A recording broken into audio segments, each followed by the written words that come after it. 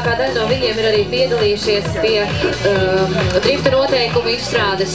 Tāpatās arī, lai sakārtotu. Paldies Dainim! Jā, Dainis Akmentiņš!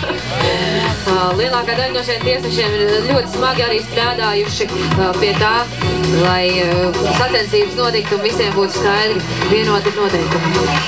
Tālāk mums trasē ir devies Guido Brūvers ar brīnišķīgo sarkano E30 aerogrāfēto automašīnu.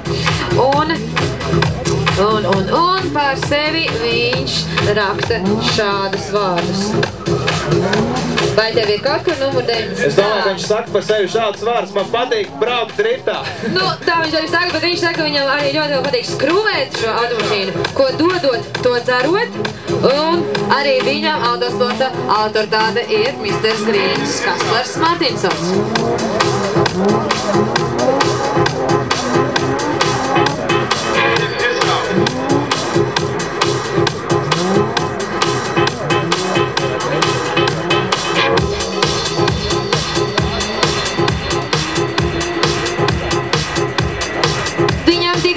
Zaļais karoks, taču uzreiz pēc tam Guido sagriezās, diemžēl.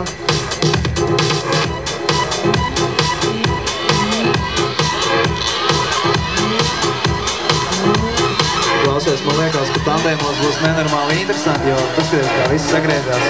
Jā, un ja sagriežās tandēmos, tad... Priekšā braucošais ārprāt, ne?